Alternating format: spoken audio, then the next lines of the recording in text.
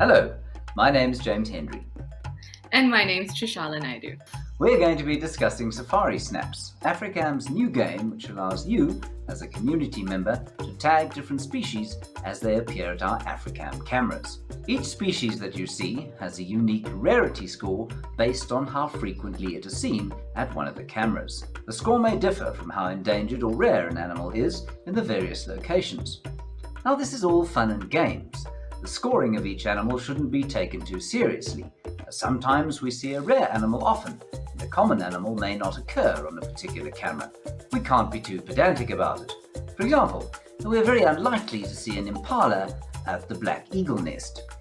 Our top 10 very rare animals, and of course we've got to have a list for this because there's always a possibility, but don't beat yourself up if you don't manage to see one of these, because these are super rare animals and we do wish you the best in trying to find them. So here we go. Number 10 would be the small spotted genet. So we spoke about the difference between the small spotted genet and the large spotted genet, and James said to you that if you see a genet and you're unsure, it's most likely to be a large spotted genet because that's the one that we see most often in South Africa. But also remember to look out for a white spotted tail if it is a small spotted genet. I was hoping that that would rhyme somehow, but it didn't. But you'll remember, and that would get you 88 points. 88 points is a lot of points for a small spotted genet. Please just make sure that if you do tag a small spotted genet, you are not tagging a large spotted genet. We will check and we will find those of you who make the mistake. Then we have got the AARDVARK. Now, the AARDVARK, or earth pig or ant bear, will get you 90 points. They are interestingly not uncommon at all, but you will seldom see them.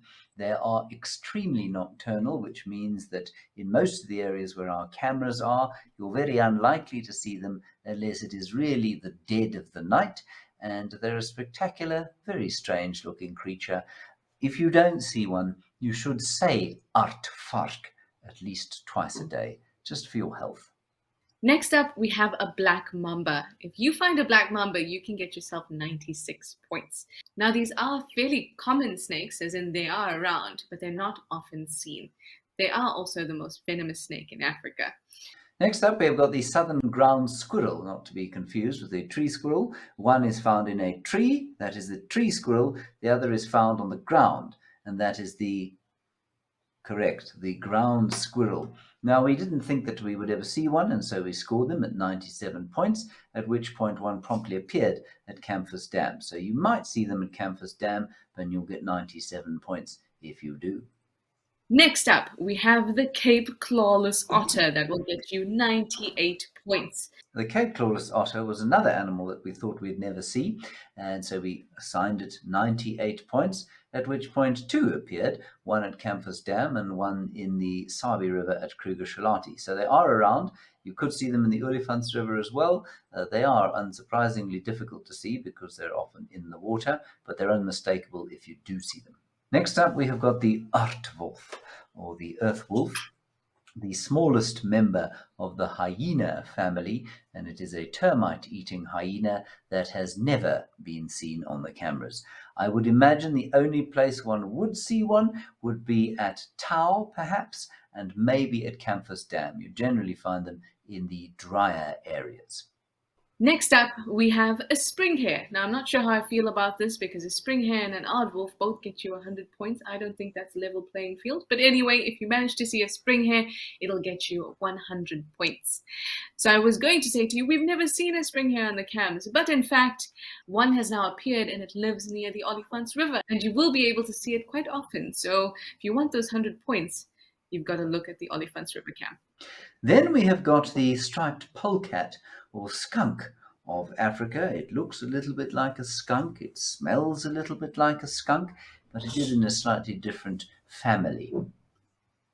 And the easiest way to identify a striped polecat, if you can't be in its presence to be able to smell it, is to just recognize its really high contrasting black and white fur.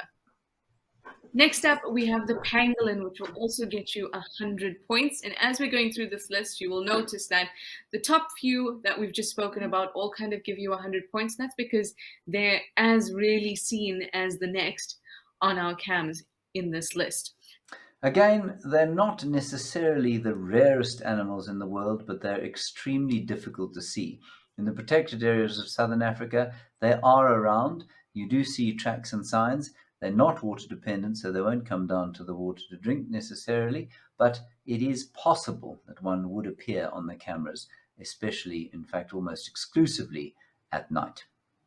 Now we're going to move on to a Sunni. There's only one place that you might see a Sunni, and that would be at Tembe, because they are a forest antelope, and Tembe is largely covered by sand forest. So you'd find them there, tiny little antelope, only around about 5 kilograms or so, but it's actually unlikely that you'd see them coming down to the waterhole there at Tembe to drink, because the waterhole itself is in a big clearing, and Sunnis are not water dependent. But you might be very lucky and net yourself 100 points with a Sunni.